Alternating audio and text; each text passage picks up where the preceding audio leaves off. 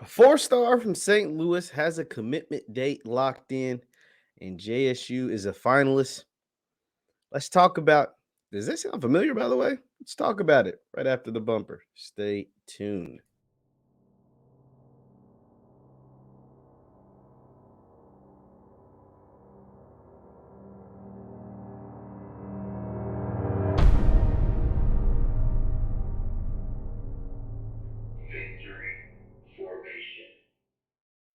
What is up, everybody? What is up, everybody? My name is JeffLightsYJr here with the Black Boss channel and Victory Formation. Thank you guys for tuning in. Be sure to hit that thumbs up button, like, share, subscribe, and notification bell because we upload every single day. Now, four-star offensive lineman Miles McVay, someone we've talked about right here on this show before, has some finalists, has a commitment date locked in, and has JSU in his final one of his final schools. His final 1, 2, 3, 4, 5, 6 is a top six, final six commitment day locked in for August 11th, so next month.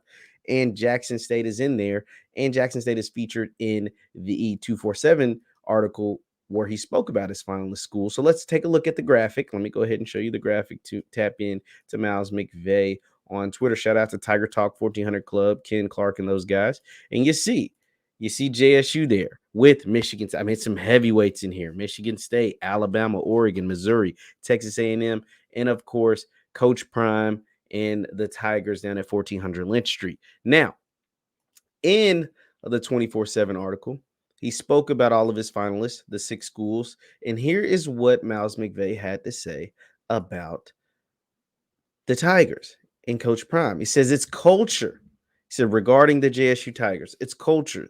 It's the vision of Coach Prime, and it's the opportunity to make history. I also like Coach Markison, Coach Markison. His knowledge of the O-line play and technique and his ability to develop O-line had me fired up. Now, like we said, Miles will be making a decision on August 11th. He also talked about the other schools that make the finalists, including Alabama, and so here's his 24/7 profile, and I'm telling you, if Coach Prime is able to pull this off, this would be a big get. Now, keyword is would be, but it would be a big get. You're talking about an old offensive lineman that is, according to his Twitter, says it's 6'7", 330. So he was down from the 358 that is here, which is good because you don't really need to be on the upper ends of the 300s, but that 330 range at 6'6", 6'7" is massive, right? That is massive for a young man going into college, let alone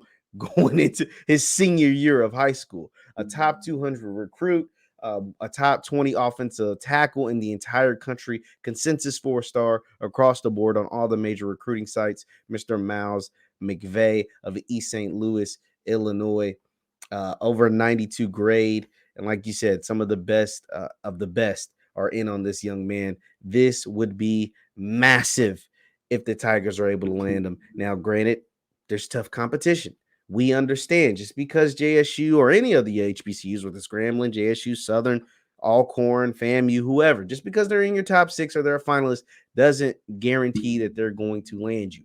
But this would be big for Jackson State because it keeps the momentum going as far as on the recruiting trail. They missed out on a couple of guys, and that's okay. That's expected. Some people feel like they're using JSU and other HBCUs for clout as far as, just list them in the finalists, and I've never really considered. What I can say about Miles is that he's actually taken a visit to Jackson, Mississippi.